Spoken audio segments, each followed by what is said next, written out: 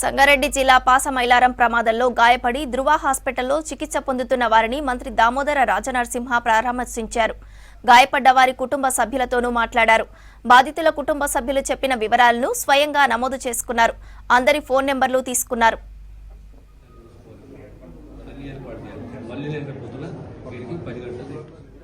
ప్రతి కుటుంబాన్ని ఆదుకుంటామని మంత్రి దామోదర భరోసా ఇచ్చారు.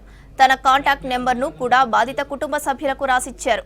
ఏ ఇబ్బంది ఉన్నా తనకు కాల్ చేయాలని సూచించారు. ట్రీట్మెంట్ పూర్తయ్యే వరకు బాధిత కుటుంబ సభ్యులకు వసతి, భోజన సదుపాయాలు ఏర్పాటు చేయాలని అధికారులను ఆదేశించారు. మంత్రితో పాటు Sangareddy collector Praveenya, health secretary Christina Z Chongthu కూడా ఉన్నారు. ధృవ హాస్పిటల్లో 9 మంది ఉన్నారు పేషెంట్స్. అందరు స్టేబుల్గా ఉన్నారు. ఒకరిద్దరు తప్ప అందరు స్టేబుల్గా ఉన్నారు. ఈరోజు సీఎం గారు ప్రకటించిన పరిహారం ₹1 కోటి. కొద్దిగా గ్రీవియస్ ఇంజరీస్ ఉంటే 10 లక్షలు, మామూలు ఇంజరీస్ ఉంటే 5 లక్షలు. ఇమ్మీడియట్లీ వాళ్ళకి తక్షణంగా వాళ్ళకు పాకెట్ ఎక్స్పెండిచర్కు 50,000 లేదా క్రిమేషన్కు ₹1,00,000 అవన్నీ కూడా అరేంజ్ చేస్తున్నాము. ఇక్కడ ఫ్యామిలీ డీటెయిల్స్ తీసుకున్నాము. మళ్ళీ ఇప్పుడు వచ్చేసి వాళ్ళకు ఇమ్మీడియట్ ఖర్చులకు డబ్బు ఇస్తాము. కానీ ధృవలో ఉన్న పేషెంట్స్ 1-2 పేషెంట్స్ తప్ప అందరూ కూడా స్టేబుల్ ఉన్నారు. మేబీ అనదర్ 4-5 days డిశ్చార్జ్ అవుతుంది. ప్రణామ్ హాస్పిటల్లో ఓవరాల్గా 17 మంది, అంటే ఈ 17 + 4 21 మంది ఉన్నారు. అర్చనలో ఒకరు ఉన్నారు. పానిషియాలో 3 ఉన్నారు. సో వీళ్ళందరూ ట్రీట్మెంట్ జరుగుతుంది. అక్కడ ఎవరు కూడా ప్రాణ నష్టం అంటే సీరియస్ పేషెంట్ లేరు. ఒక్కటి చేయాలి, ఒక ఇద్దరు పేషెంట్ సీరియస్. మానిటర్ చేస్తున్నాను. ఇక్కడనే ఉంటాను, ఇవాళ ఉంటాను, రేపు ఉంటాను. అన్ని ఇష్యూని కొద్దిగా రిజాల్వ్ చేసి వాళ్ళందరికీ పరిహారం అందే రకంగా వాళ్ళ పని ప్రతి కుటుంబాన్ని కాపాడుకునే విధంగా మా కృషి ఉంటుంది. ఈరోజు సీఎం గారు వచ్చి ప్రకటన చేశారు. మా లెక్క ప్రకారం ఇంకో 9 మంది ఆ చుట్టూ కనిపిస్తుంది. ఇంకో 2 ఫోన్ చేశారు, మేము ఉన్నాము అని చెప్పేసి 2 ఫోన్ చేశారు. అదే రకంగా ఇంక ఎక్స్పెక్ట్ చేస్తున్నాము. ఫైనల్ ఫిగర్ అనేది ఈరోజు సాయంత్రం తెలుస్తుంది. అది కూడా ఫుడ్ అరేంజ్ చేస్తున్నాము, వసతి అరేంజ్ చేస్తున్నాము.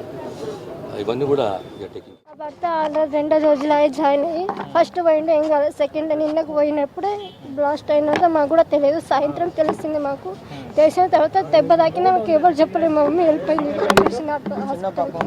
చిన్న పాప ఉందని టెన్షన్ వద్దు ఇవ్వద్దని మా మమ్మీ చెప్పలేదు నాకు.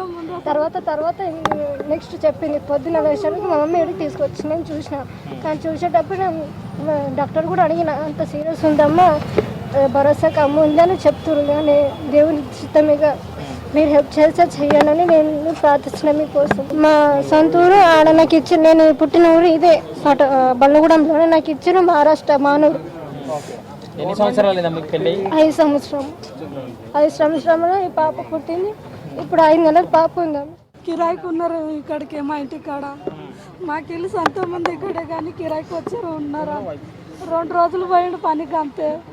అక్కడ పోయింది, ఇట్లా అయిపోయింది. పిల్ల బాధపడుతుంది. పిల్ల కూడా బాగుంటుంది. గుంటెలో పోలుంది ఈయన కూడా. ఇన్ని ఒక్కదాన్ని మా ఆయన కూడా కుంటుకున్నాడు. మేము ఏం చేయాలో కూడా అర్థమైతలేదు. ఏం చేయాలో కూడా నాకు ఏ చేతులు. డాక్టర్ ఏమంటున్నారు, అసలు ఏమో ఇది లేదు అంటున్నారు. ఎంత కాలిపోయింది, మొత్తం కాలిపోయింది. అసలు చూడడానికి చూస్తలేరు. ఆక్సిజన్ ఉంది, ఒట్టిగా శ్వాస నడుస్తుందంట. డ్యూటీకి పోయాడు కదా, అక్కడ ఎట్లుంది ఏమన్నా చెప్పాడా కంపెనీలో? మా పాపకే తెలియదు, వాళ్ళు కిరాయికి ఉంటారు. ఇక వాళ్ళ దగ్గర ఫోన్ కూడా చేయలేదు. టీవీలో చూసిన తర్వాత కూడా 3 గంటలకు నాకు తెలిసింది. వేరే వాళ్ళు వచ్చి నాకు లేపి నేను అనుకున్నా.